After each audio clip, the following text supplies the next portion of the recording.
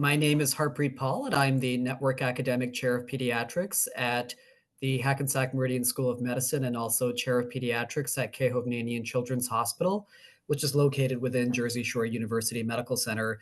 Thanks so much for attending our event today.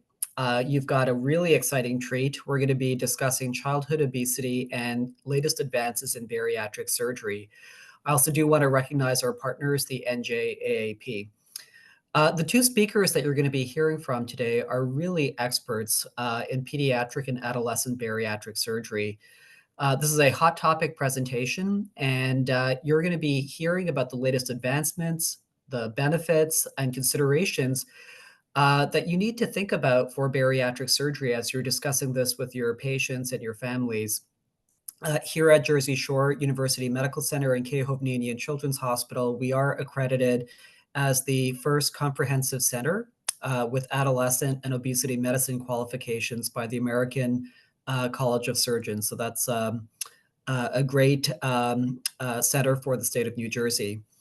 So I'm also going to be encouraging you to take advantage of the webinar to really use this as an opportunity to think about the patients that you see in clinic, think about the families that you see, the discussions that you have with the families in terms of weight loss treatment, and think about which patients would actually be eligible for some of the latest bariatric approaches for obesity.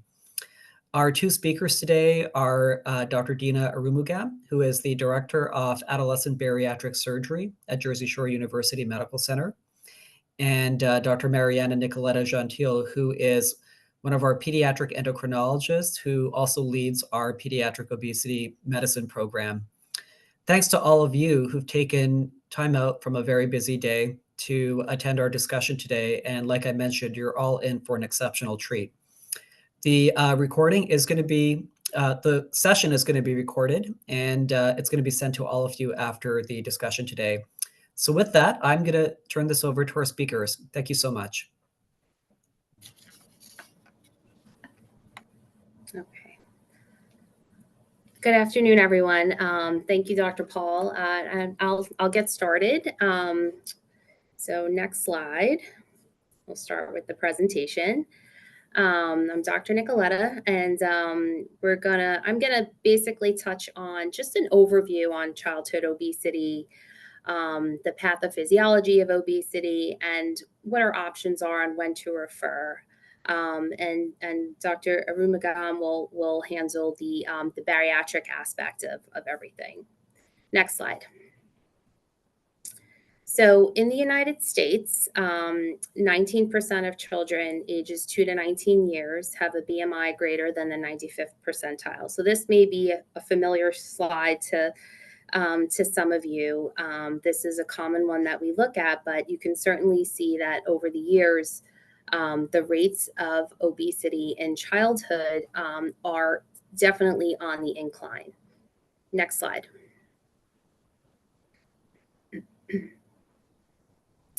And this is a map of the obesity rates across the country for ages 10 to 17 years old. And if you look at New Jersey, the rate is at the highest, 34 to 41% of children are either overweight or obese in the state of New Jersey. Next slide. So when we think about why there's been such a difference in the obesity rates over the years, well, one aspect is portion control. So portion sizes have definitely changed from where they were 20 years ago to where they are today. If you can just hit enter again, because yeah, and one more time. Thank you. So what we're seeing is that portion sizes have nearly doubled, doubled in size, doubled in calories, and this is playing a role in the obesity rates in children today. Next slide. If you can hit enter 2 more times, thank you. So what we're seeing is that there's this energy imbalance. So there's more food available, for especially our teenage groups that they DoorDash everything and, fast foods. They're more accessible to these things. There's more meals out. Families are on the go, so they're oftentimes, getting food wherever they can. More sugar sweetened beverages. There's successful food advertising. So this is all increasing the caloric intake, where we have decreased energy expenditure. So kids may not be as active anymore because there's more video games and smartphones. More people, instead of walking or traveling by car. There may be safety issues that are a concern that don't allow kids just to get out there and be active. So there's certainly this imbalance that is also leading to these higher obesity rates. Next slide. And when we measure obesity, so in children, one of the most common things we use is BMI, which is an estimate of excess body weight for height. And it is shown to correlate with body fat, but it's not a direct measurement, but it's certainly something that we use most commonly in children. And a healthy weight is between the 5th and 85th percentile. An overweight child is between the 85th and 94th percentile. Obese child's greater than the 95th percentile, and severe obesity is equal or greater to the 99th percentile. Next slide. So normal weight gain that we see in pediatrics, 5 to 7 ounces per week as an infant.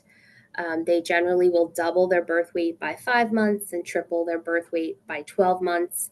And then should be about an average weight gain between 4 to 7 pounds per year until puberty. Next slide. So why is it so difficult to lose and maintain weight loss? The fat mass is our body's defense against starvation. And the brain body kind of works together to defend this fat mass set point, which is regulated by the brain. So there's lots of environmental factors that certainly play a role in how our brain obtains these senses. And then our brain will talk to organs in our body that release certain hormones that will either initiate hunger or tell us that we're not hungry anymore. So these things are kind of working together. The brain and these signals are working together. And in addition to that, there may be some sort of genetic component that is also playing a role in these hunger cues. So there's certainly a lot going on, not just with just our organ, our hormones, but also the senses in the brain. Next slide. And this is just showing you how complex it actually is. If we look at the neurons in our brain, so we have these orexigenic neurons, which are basically the neurons that tell us that we're hungry. And then we have your anorexigenic neurons, which are your neurons that tell you that you're full, that you don't want to eat. And there's hormones that are coming from your adipose tissue, your pancreas, the stomach, the small intestine that may trigger these neurons. They may inhibit them. They may trigger these neurons, and whatever path they choose, it'll either cause us to eat or tell us that we're full. So these neurons will eventually talk to another set of neurons in the hypothalamus, and then that eventually will lead to whatever path it's taken. So again, if we're going to eat more or we're not going to eat more. Next slide. And there's your external cues, that is your smell and your taste, and your internal cues. So these cues are kind of working together on the brain, and your brain is dealing with the homeostatic system, which is what your body needs, the caloric needs, in order just to maintain a normal day. And you're also dealing with the hedonic system, which is what the pleasures and wants are. So these two things will lead to feeding behavior, and it will determine what we eat, when we eat, and how much we eat. Next slide. So one of the more common things that we use, in our practice, and certainly when our patients see nutritionists, is the 5-2-1-0 rule. So 5 or more fruits and vegetables, 2 hours or less of screen time, 1 hour more physical activity, and 0 sugary drinks. Next slide. We also use very commonly My Plate, which I'm sure you've seen. So we focus more on obviously fruits and vegetables, and portion control. So it really teaches families how to portion out their foods and what foods they should eat more of, what foods they should eat less of. So this is something all of our patients will come across during our visits. Next slide. And then focusing on the physical component of things, how important activity is. We try to emphasize that, it's not just being part of a team or, having to go to the gym, but it's chores around the house. It's, just doing stuff outside. It's also embracing technology. Some kids are really into video games. There may be something that it really gets them to move, and it's really just trying to find something that will get them motivated to move. Next slide. And when we think about the foods that we're eating, so it's broken down into carbohydrates, proteins, and fats. Some of the low glycemic foods are highly recommended because these foods get digested slowly and gradually will release glucose into the bloodstream. Your moderate glycemic foods are foods that we want to really portion out. These get digested and release glucose into the bloodstream at a moderate rate. So these are more of like your starchier vegetables and dried fruits.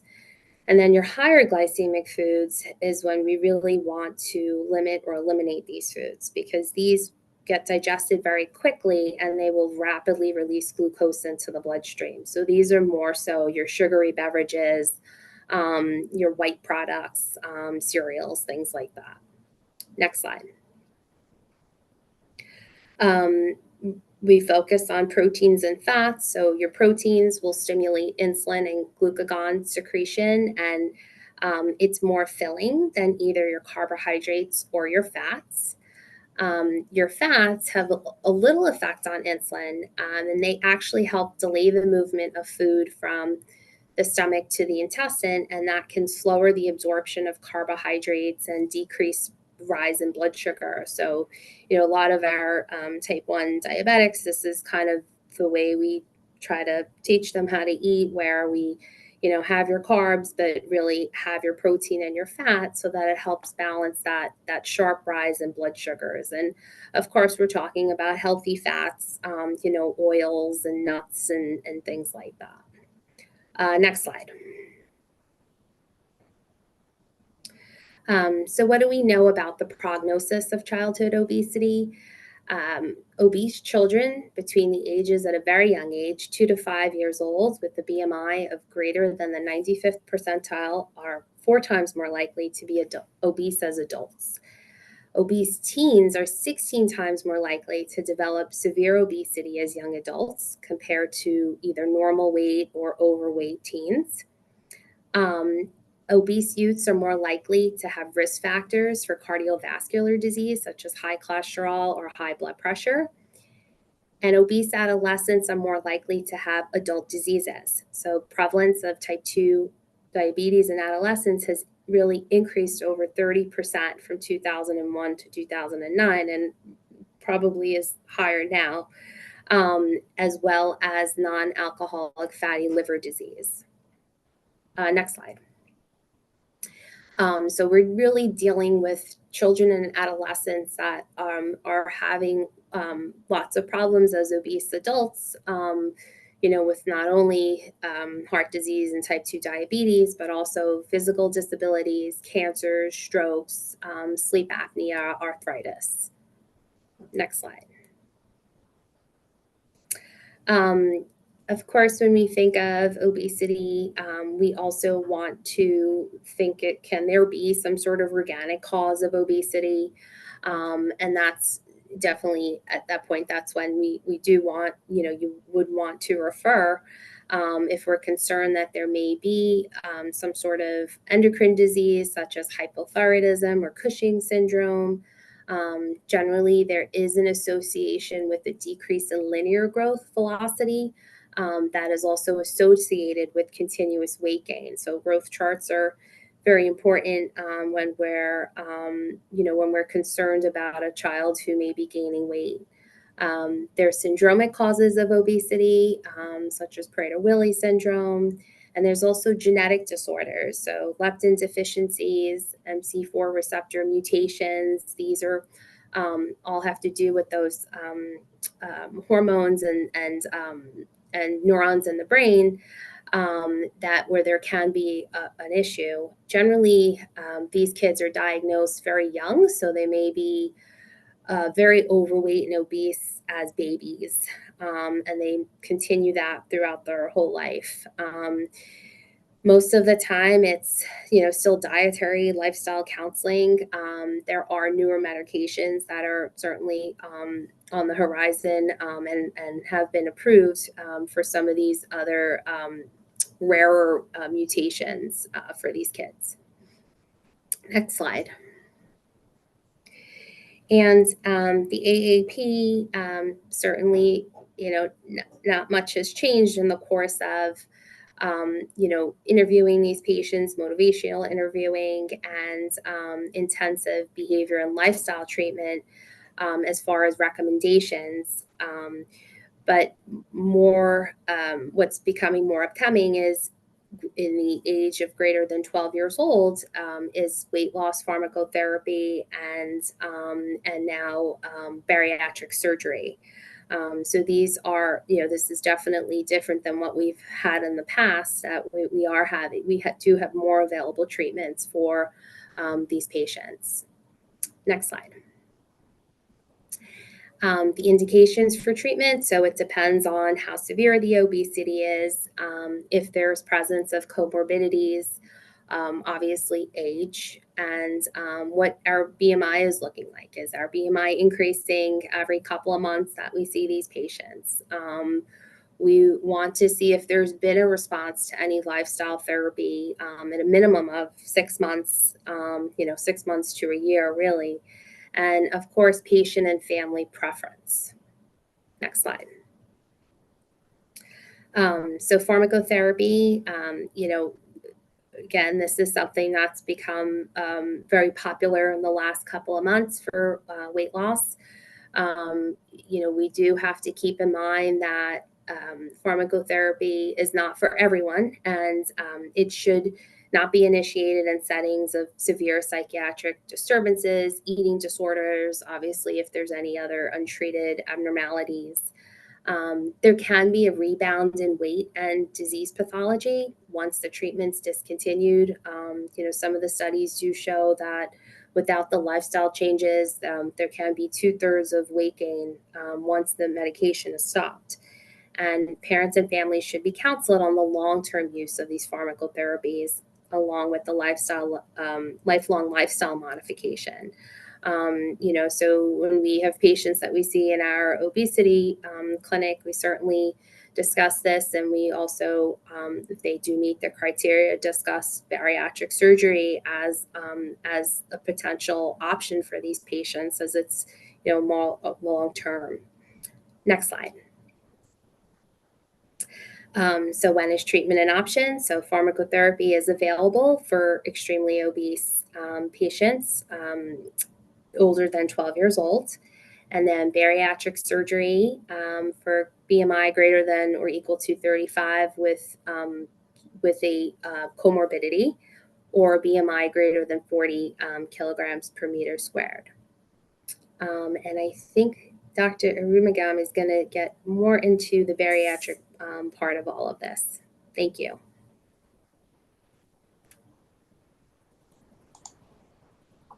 Thank you so much. That was a great start for us here to continue this talk today.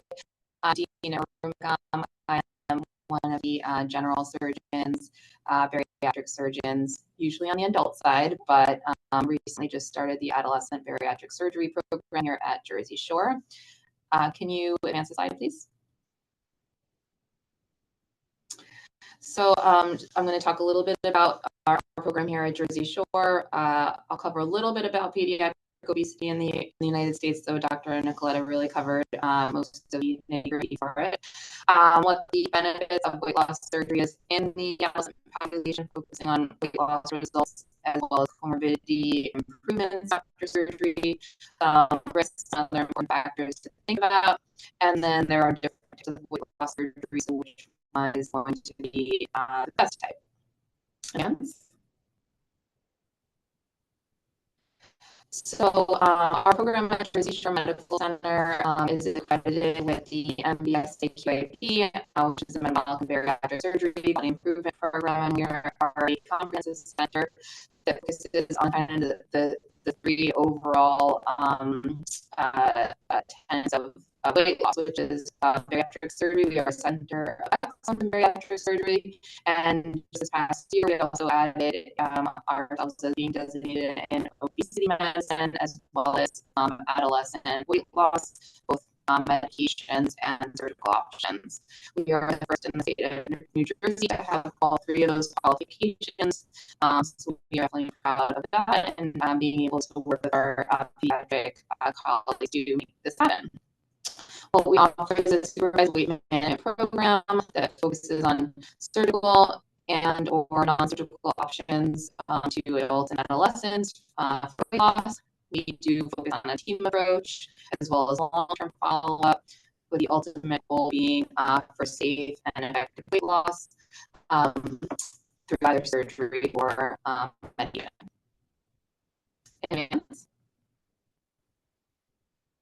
So Dr. Nicola kind of touched upon this, but obesity is the most common chronic disease in childhood. Rates of obesity in adolescents have tripled since the 1980s. And this is a nice graph that really displays that.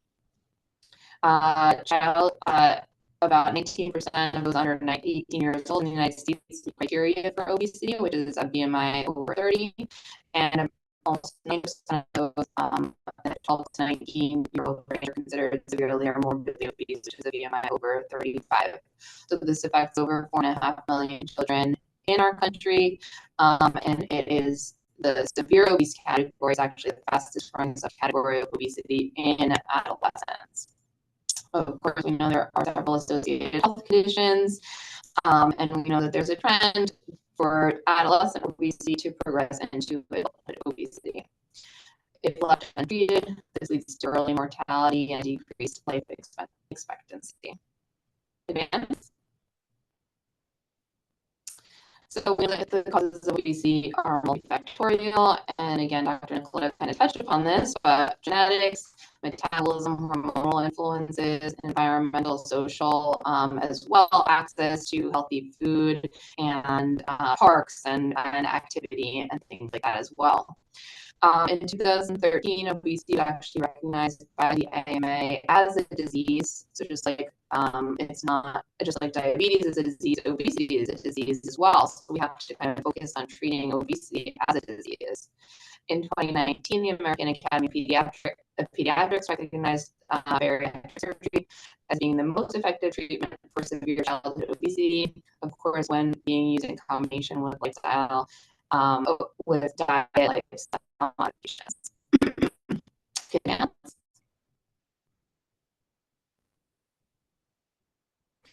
so first, I'm going to talk about weight loss outcomes in adolescents after weight loss surgery. So This is kind of a summary of multiple studies which demonstrate both the short-term and long-term results of weight loss changes you can expect to see after weight loss surgery. So that top line, which is kind of that dark blue color, is control group of adolescents. All right, sounds like you guys can't hear me too well. Am I coming through okay? Hi, Dina. This is Harpreet. You might want to just call in on the phone for the audio component. That might be helpful. It's coming across a little choppy. I don't know if others are having the same issue as Okay, me. let me try that. All right. Sorry, give me a sec. Let me log out of here and then I will try that from my phone.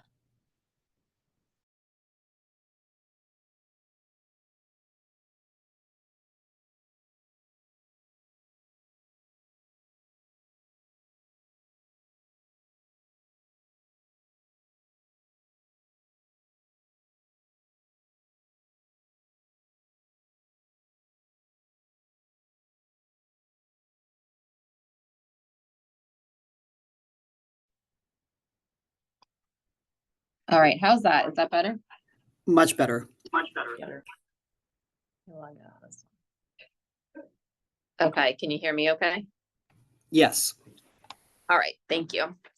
All right, so what I was saying is that this slide here kind of demonstrates the difference or kind of a summary of different studies that have been done that were looking at weight loss outcomes in adolescents over time after weight loss surgery. And what you can see in the top line, the dark navy color, is our control group. So those are adolescents who are managed with lifestyle modification, so exercise, diet alone. And the other different colors are different studies that looked at either different types of weight loss surgery and their outcomes for weight loss over time. And what we're seeing is that in general, the control group actually has an increase or positive change in their BMI over the course of 5 years, which is what was examined during that one study. And the other different studies are actually showing a decrease in BMI, so change in BMI that occurs very quickly after surgery. Within the first 6 months, we're seeing significant drops in BMI, usually reaching a low at around the 1 to 2 year mark. And then anywhere from 3 to almost 15 years out from surgery, we're seeing that the majority of the weight is still decreased. So we're still seeing significant changes in BMI over time, several years after surgery. So these are BMI changes of anywhere from dropping 15 BMI points up to 20 to 23 BMI points. And this typically equates to a weight loss of about 26 to 30% weight loss of total body weight, which is very similar to what we see in adults. Advance. So this study is now looking at this is a Swedish study that was a retrospective study, and it looked at adults and adolescents who underwent gastric bypass. And what we're finding here is that adults and adolescents who underwent gastric bypass 1 to 2 years after surgery had significant drops in their weight. Actually quite a similar curve between the adults and the adolescents. And then they compared this to the control group of adolescents who again were managed with just lifestyle changes, and their weight was pretty much maintained over 2 years. So what this shows us is that we're having again significant weight loss in those that undergo weight loss surgery compared to controls who are just managed with diet and exercise alone. Not only that, we're actually seeing really similar results in the adolescent group and the adult group over time. So some people worry, are adolescents going to have worse outcomes because they're younger and they have more time for the weight to come back and things like that. And we're actually finding out, and I'll go into this a little bit further later on, that this is not the case. So to summarize that, as far as weight loss results go, sorry, you can advance the slide.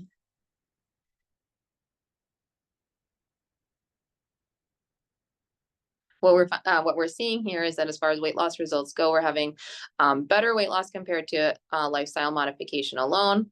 The weight loss is sustained at short and long-term follow-up, and that we're actually seeing similar weight loss results compared to adults that are undergoing the same weight loss surgery procedure.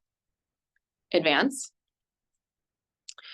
So a recent study was performed. We call this the Teen Lab study. And this was a prospective multi-institutional observational study over 200 adolescents who underwent weight loss surgery. And they came to several conclusions in this study. One is that prevention of obesity is still the mainstay of treatment. Weight loss surgery was deemed to be a safe and effective treatment option for adolescents. That we're having disappointing outcomes with non-surgical treatment options for adolescents. And typically this is diet, exercise, and behavior modification, though it didn't really take into account the medications that are now available. A multidisciplinary approach for weight loss in adolescents should include surgery. And ultimately, the goal is really to reverse comorbidities and achieve overall health and wellness for these patients. Part of it, of course, is going to include removing any stigmas against obesity, as well as stigmas against the surgical management of obesity in adolescents. So the results from this study actually helped to guide the pediatric guidelines for the ASMBS, which is our metabolic and bariatric surgery kind of governing boards that help us figure out our guidelines for surgery. Advance.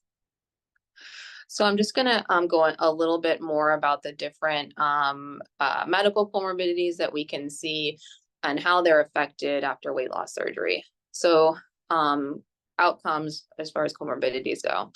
So as far as cardiovascular disease goes, we know that this includes things like dyslipidemia, hypertension, inflammatory markers, insulin resistance. And what we're finding is that there is a dose-dependent increase in mortality from cardiovascular disease in adults who suffered from obesity since childhood. In fact, a child with a BMI over the 95th percentile has increased risk of cardiovascular mortality 3 to 5 times by the time that they're age 50. So weight loss surgery has shown to significantly improve all measures of cardiovascular risk factors within 2 years after surgery. And in fact, a lot of these changes are actually being seen within just 12 months after weight loss surgery. So in those patients that already have high blood pressure, we're seeing very quick improvements in, for example, that number within just a year after surgery.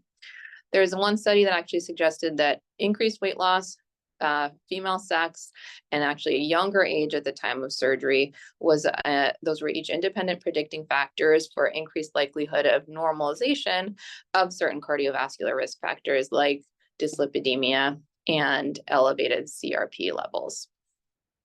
Advance.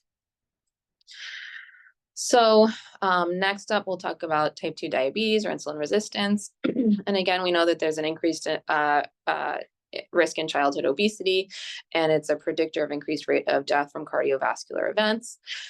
We see a pancreatic beta cell dysfunction happen 4 times faster in adolescents than in adults, and end organ injury occurs earlier in adolescence. And can often fail to respond to medical therapies. So for example, a 10-year-old with type 2 diabetes by age 15 actually has a high risk of developing these specific complications like high blood pressure, kidney disease, neuropathy, retinopathy related to the diagnosis of diabetes for just those 5 years. Advance. What the Teen Lab study found was that 3 years after weight loss surgery, we're seeing a 76% remission of prediabetes and 95% remission of type 2 diabetes in adolescents. So again, short-term, really significant improvements in insulin resistance. A recent study compared adolescents undergoing weight loss surgery to those that were managed for their diabetes with just medical management, and what they found was the surgical group had significant declines in their A1C level from 6.8 to 5.5. So again, remission, and that was compared to an increase in A1C levels in the medically managed group. The surgical group had a BMI decrease of almost 30%, and that was compared to a slight increase in BMI in the medical group. And lastly, a different study showed that within 5 years after weight loss surgery in adolescents, we have 100% resolution of insulin resistance. And this actually was comparing it now to adults. That was compared to 96% resolution in adults. And 80% of adolescents compared to 59% of adults were off different types of medications for diabetes. So what this suggests actually is that there may be even more benefit to treating adolescents with bariatric surgery compared in resolution of certain comorbidities compared to adults who have those same comorbidities. So potentially the earlier the better, actually. Advance. So obstructive sleep apnea occurs in about 1/3 of children with obesity and can cause significant decrease in health-related quality of life. We know that there's worsening severity as age progresses, and prevalence of those adolescents having weight loss surgery for having sleep apnea as well is about 46 up to 70% in some studies. And just like in adults, we see significant improvements or complete resolution of obstructive sleep apnea after weight loss surgery in adolescents. Advance. As far as liver disease go, the incidence of non-alcoholic fatty liver disease is about almost 10% of children aged 2 to 9. The Teen Lab study demonstrated a 59% NAFLD and about 10% rate of NASH in those that underwent liver biopsy during weight loss surgery. So that's actually a big proportion of those undergoing weight loss surgery. And that what we found is that sleeve gastrectomy is more effective than lifestyle intervention alone for reducing NASH and fibrosis in adolescents with obesity, with an 85% resolution of NASH within 1 year after weight loss surgery. And this is in the adult numbers, so we're kind of comparing that and bringing that over to adolescents as well. Advance. So reflux is one thing that's a little bit different. We often know that reflux is associated with obesity, and this is thought to be due to the increased intra-abdominal pressure in patients with obesity. As far as surgical options go, typically the gastric bypass is actually very effective in treating gastroesophageal reflux disease and can be considered the treatment of choice in patients that have severe reflux with severe obesity. So this is in comparison to the sleeve gastrectomy, which is another option for weight loss, and has a little bit more of a question mark associated with it as far as resolution of reflux disease. And what we're finding is that after the sleeve, the weight loss associated with the surgery can improve reflux, but there is an incidence of about anywhere from 30 to 50% of new onset reflux that can develop after the sleeve. So this is just kind of like one situation we have to be a little bit picky about as far as like what type of surgery to offer patients. In general, we do try to avoid doing fundoplication surgery in patients who have reflux to treat their reflux if they may in the future require weight loss surgery.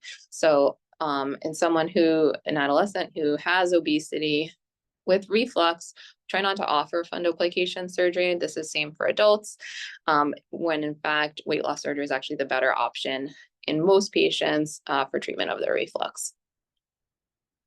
Advance. So quality of life is something else that is looked at in adolescents, which is a really important factor to consider, as most of these patients are going through teenage years, which are kind of, tough, and, all the social aspects of their life are big factors. Adolescents with severe obesity report severe impairments in health and weight-related quality of life, and this seems to occur more in females than in males. We're seeing this happen for weight-related physical discomforts. So these are things like physical activities and bending and sports, body esteem, so their own feelings of themselves, which can lead to avoidance of activities, and then their social life, so bullying, feeling excluded. We see a greater quality of life impairment the greater their excess weight is, and what we're finding is that there's improved weight and health-related quality of life after weight loss surgery, up to or as long as 3 years of follow-up. Advance. Sort of on this same topic, and mental health is another thing that kind of relates to this. In adolescents that progress to weight loss surgery, there's a reported 1/3 incidence of depression or anxiety symptoms, and 1/8 report some kind of anger or disruptive behavior. Studies suggest improvement in these behaviors 1 to 2 years after surgery. And then there's always the question, do any of these things actually prohibit surgery? And or do they affect the results after surgery? And there's no evidence to suggest either of those things, actually. So no evidence supporting preoperative or persistent psychopathology affects the weight loss outcomes. But as Dr. Nicoletta mentioned, contraindications to weight loss surgery in adolescents would be active psychosis, any substance abuse, suicidality. Ultimately, we like those things treated prior to moving forward with any kind of surgery. And of course, close monitoring after surgery as well, to make sure that these mental health disorders are still being monitored and treated. Advance. So kind of the second conclusions have to do with our resolution of comorbidities, and what we're finding is significant improvements in multiple obesity-related comorbidities, that these reductions in comorbidities continue even at long-term follow-up, so 5-10 years later, and that we're seeing that these comorbidity resolutions are at least similar to what we see in adults, if not better than what we're seeing in adults. Advance. So some important factors to consider, after all, these are still adolescents, right? So they are not independent. They need help, really. So family factors are going to be really important in deciding whether surgery is an option. This has to do with family support, family's knowledge on what is involved in being successful after surgery. That means a lot of education on diet and exercise and activity. And the motivation as well, because, it can be hard to tell someone who's 17 going to college next year that, they can't party and go out with their friends the same way that everyone else is. So, those are real life factors that we have to manage in these discussions. So child abuse, this may lead to greater psychosocial challenges, but there's actually no data that suggests this is a contraindication to weight loss surgery. And this is based on adult data, adults that have had weight loss surgery who have had a history of child abuse. So substance abuse is another thing to consider. We know that there is a trend for increased alcohol abuse after weight loss surgery. Smoking is really contraindicated after weight loss surgery, specifically after the gastric bypass. And this has to do with just really good education for our patients about these things. Disordered eating. Some studies suggest an improvement in disordered eating after weight loss surgery. This is things like binge eating or loss of control eating. And that there is some studies that suggesting that their weight loss outcomes in patients that have these problems are suboptimal compared to those that do not. Another thing to think about are long-term follow-up of nutrition levels, vitamins, minerals, some things that are listed here like iron, the B vitamins, vitamin D, because again, kids, they're still growing. So we have to keep a close eye on some of these and make sure that they're getting adequate supplementation if any of these numbers are low. Advance. So as far as qualifications go, we start with the BMI. So the CDC and the American Heart Association really came through with qualifications for surgery that are based on the BMI, which we kind of went over already. Class 1 obesity is equivalent to, let's say, a BMI of 30 and above. And then, of course, we use the percentiles in adolescents as well. Weight loss surgery should be considered for adolescent patients that have class 2 obesity plus 1 comorbidity. So a lot of those things that I kind of discussed in detail: high cholesterol, heart disease, diabetes, sleep apnea, or which is a BMI of 35 and above, or class 3 obesity, which is a BMI of 40 or above. Puberty status and linear growth are not factors for weight loss surgery, so we actually can recommend it despite despite the puberty stage. And then, despite these being comorbidities that we recognize that are associated with obesity, there are specific insurance requirements that may differ slightly, where one of those comorbidities does count with class 2 obesity for one insurance, but doesn't for another. So those are just little nitty-gritty details that we pay attention to at the office. So consent is another thing we have to, again, think about in adolescence. And it's really important for patients and families to understand what the risk of obesity involves and what the benefits of weight loss surgery are.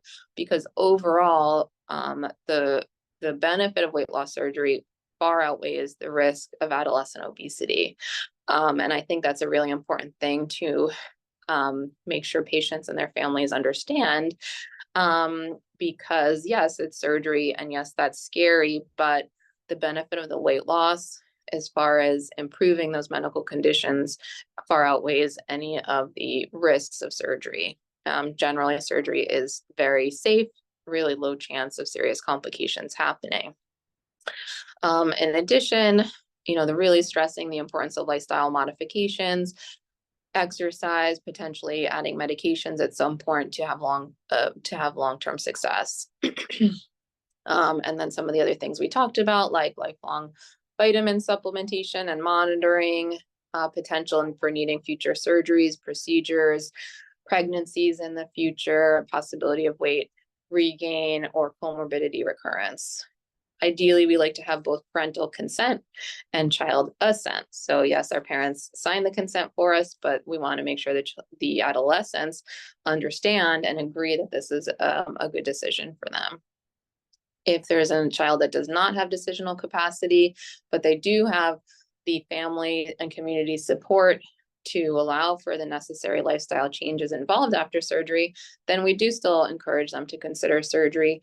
But then, getting parents, multidisciplinary teams involved as far as consent and going ahead with surgery is going to be necessary as well. Advance. Oops, sorry. I went through that. Advance one more time. Okay, and then, finally, talking about some of the risks of surgery. So this was a retrospective study, examined a population of adults and adolescents who underwent gastric sleeve. And what they found was overall, the rate of serious complications happening, such as staple line leaks, bleeding, reoperation, mortality, those things were low in both groups. And what you can see in the red highlighted column is that very similar risk of complications actually in the adults and the adolescents. So surgery in adolescents is or just as safe, I should say, as surgery in adults. Could advance. And again, complication rates are generally low and similar to adults. Advance.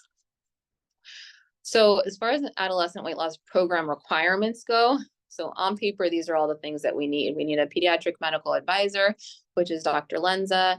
We need a pediatric behavioral specialist, which Dr. Dumas and her team are involved in. Bariatric surgeons, myself and Dr. Kipnis.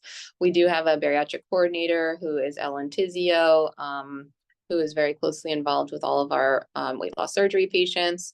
And then we have dedicated nutritionists, as well as facility and equipment requirements. Now, those are the things we need here at our program. We have that and then some.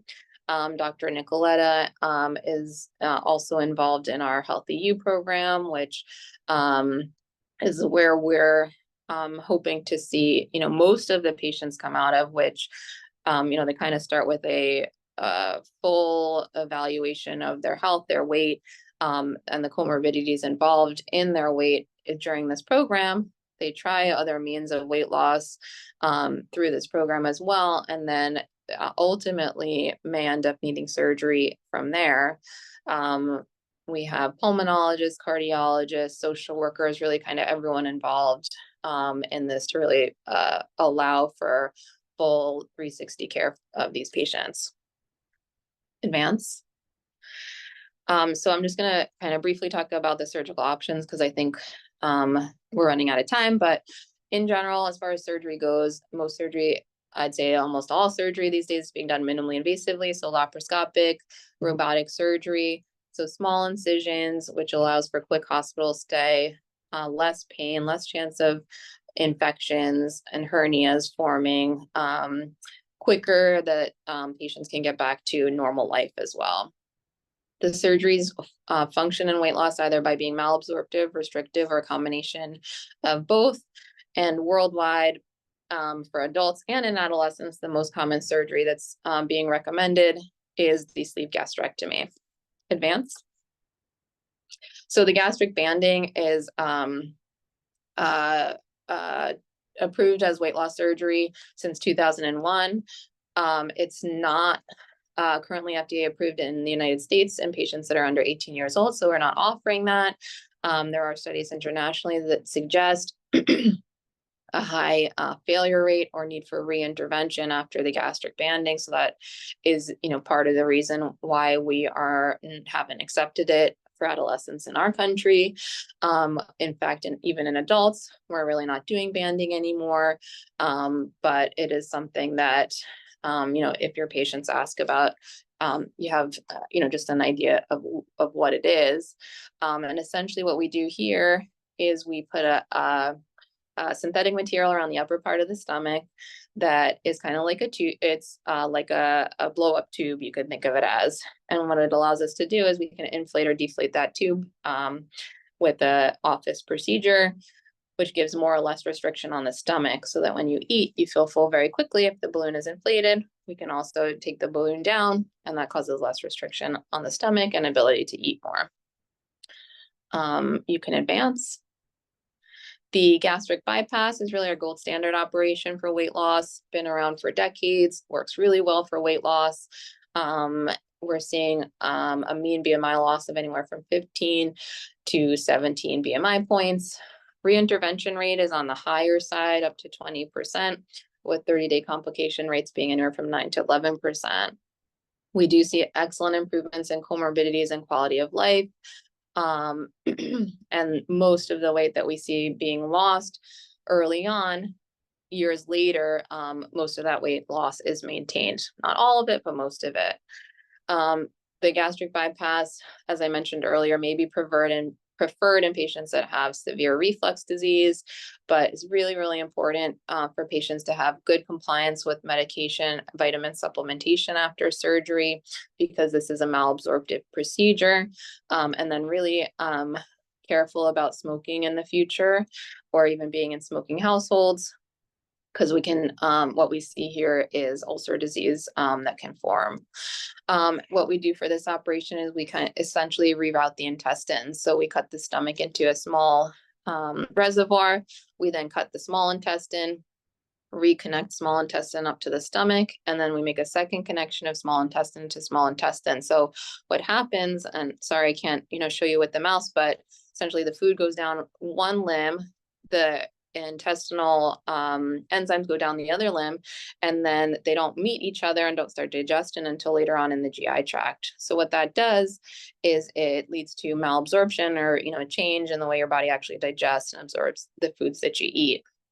So again, a really, really good operation for weight loss, for reduction of comorbidities, and potentially those patients that have reflux, but it's definitely the riskier of the operations because of risk of malnutrition, intestinal blockages, ulcer disease, perforation, and those things are present for life. It's based on the anatomy. You could advance. So the sleeve gastrectomy has been approved as a weight loss surgery since the early 2000s. And it's actually the preferred choice for weight loss surgery in adolescents and adults across the world. BMI losses anywhere from 13 to 14 BMI points. So not quite as good as the gastric bypass, but still very significant. And overall, it is a safer operation than the gastric bypass with fewer complications. As you can see here, a 30-day complication rate is less than half of the gastric bypass. Reintervention rate, again, really low 3 years later. So we're seeing really good results as far as weight loss goes, really good results as far as comorbidity improvement goes, but overall safer surgery. And that's why we're using this as our preferred operation in almost all patients.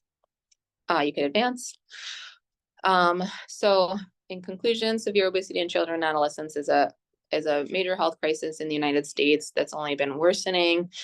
Severe obesity has few effective treatments. We're not seeing significant improvements for the majority of those patients with just lifestyle changes.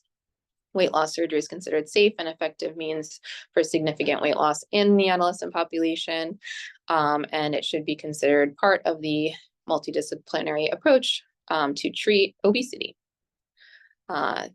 Thank you again for having me today, and then I think we are ready to take any questions.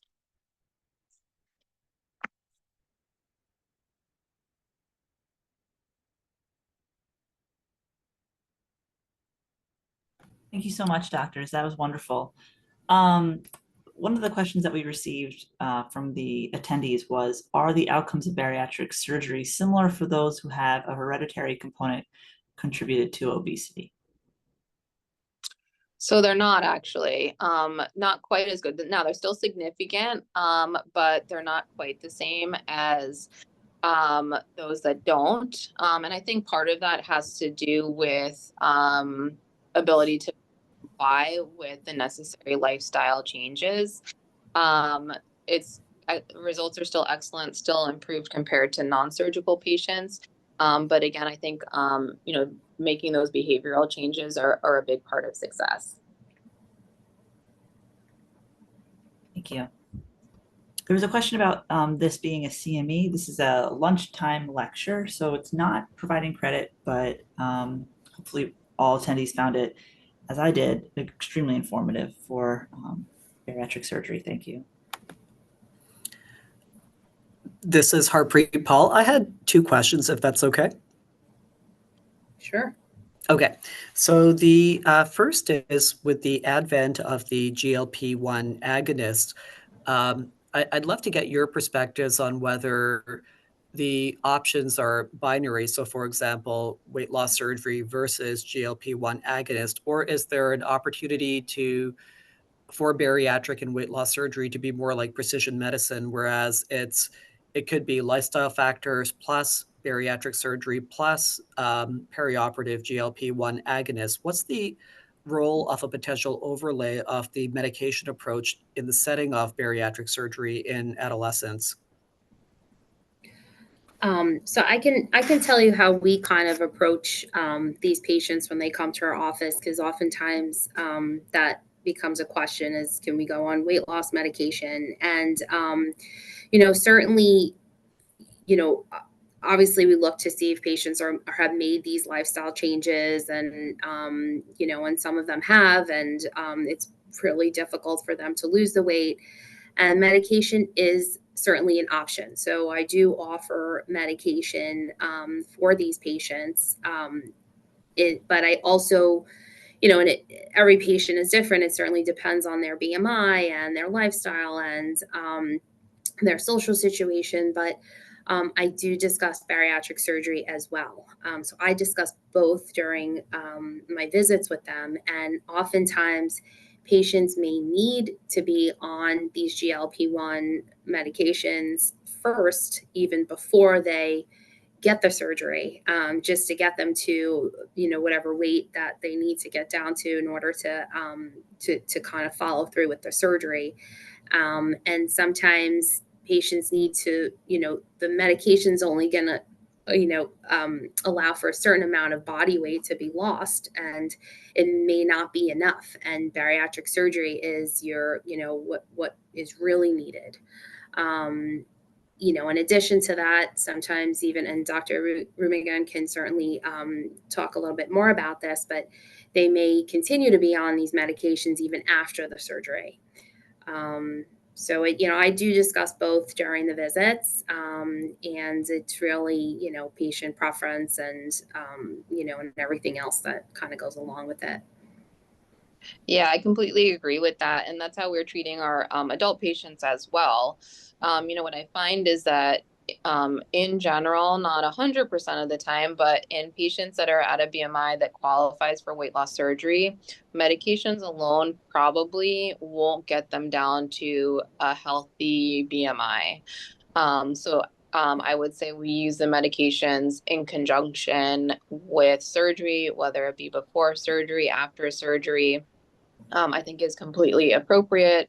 I think a lot of patients, knowing that the medications are available, would rather do that first before exploring surgery. And I think that's completely reasonable also, because there are the small percentage that do exceptionally well and then don't need surgery anymore. But I'd say for the great majority, that's not the case. That's really helpful to hear. My second question is related to the actual technique. So minimally invasive, laparoscopically, which is fantastic. And the question is specifically related to robotic-assisted bariatric surgery. What specific techniques are more amenable to to using a robot versus the laparoscopic technique? And does that differ for adolescents versus adults? So not at all. I would say they're essentially equivalent, actually. So if you are a good laparoscopic surgeon, you can do the same surgery as if you were a good robotic surgeon. So I would say it's really just the tools that we use that are different, but the surgery itself is essentially the same. There's really no major differences. As far as what we do during the operations, the robotic techniques allows us to have a little bit more, I would say, precision visualization, use of movement of our instruments, but that doesn't equate to any difference in outcomes. It's just a different tool that we use, really. Great, thank you. Wonderful session. Thank you. Thank you. Are there any further questions from our attendees?